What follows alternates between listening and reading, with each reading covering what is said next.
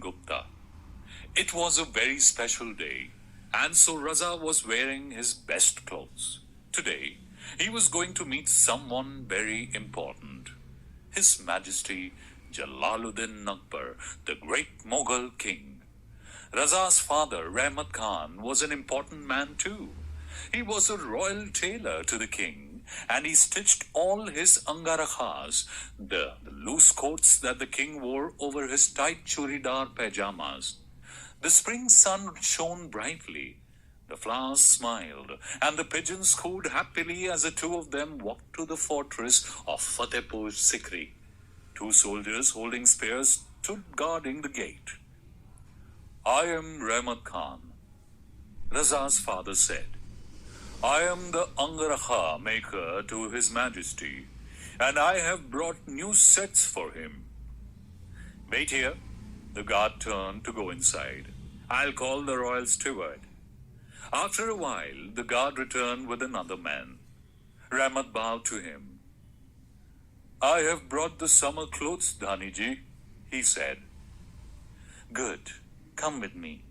His Majesty is still in his sleeping chamber. He'll see you before he leaves for the royal court. As they walked in, Raza whispered, Who is he, Abu? Dhani Singh. He works in the Khwabgah. Khwabgah? The king's personal palace, where he has his sitting room and bedroom. It was a long walk. Raza looked around, his eyes wide with wonder. The Mughal palaces were so beautiful, all made of red sandstone with slim carved pillars and curving arches. In between were gardens filled with flowers, lily pools, and sparkling fountains. As they waited at the door of the king's bedroom, Raza studied Dhani Singh. Being a tailor's son, he noticed the clothes first. Dhani Singh was wearing a cotton angarakha in a red and white flowery print over white churidars. His Nagra shoes had pointed toes that curved inward. He had tied a narrow cloth belt, a patka, at his waist. What Raza liked most was his bright red turban, printed with a design in white and yellow squares and dots. Your turban is very nice, Dhaniji, he said. That's really pretty design. Thank you. I come from the land of the Rajputs. And this design, called Bandini, is from my homeland. As they entered the room, Raza's heart was thudding. Raza bowed and then looked at his king. Akbar was choosing jewelry from a box. He was not very tall, but he had the broad shoulders of a sword fighter. He had large, slightly slanted eyes, a drooping mustache, and a small mole above his lips. Hearing them enter, Akbar turned and smiled. Ah, Rahmat, you have brought the Angarakas. And who is this boy with you? My son, Raza, Huzur. And can you stitch too, Raza? I'm learning, Huzur, Raza replied nervously. But I still make mistakes in cutting the cloth. You will learn. Your father will teach you, Akbar said gently.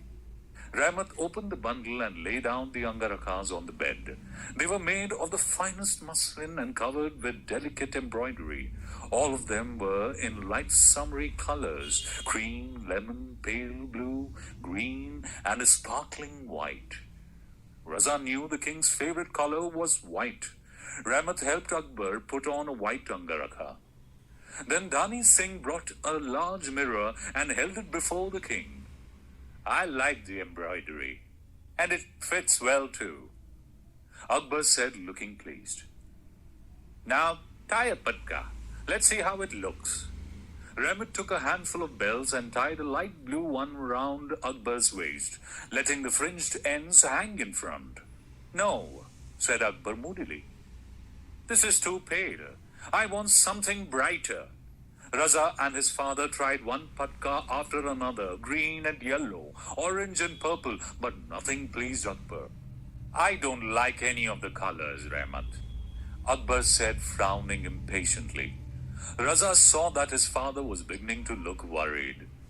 Oh no, If His Majesty did not like the patkas, would he send all the clothes back? I have to do something fast, Raza thought. He looked around and said suddenly, Huzur, would you like to try a bright red one with a white and yellow design? What kind of red? Akbar boomed. Show me. Raza pointed to Dhani Singh's turban. That red. Akbar stared thoughtfully at Dhani Singh's mustached face and said, Let me give it a try. In a flash, Raza had taken off Dhani Singh's turban, unrolled it, and tied it round Akbar's waist. He waited with bated breath while Akbar studied his reflection in the mirror. I like the color.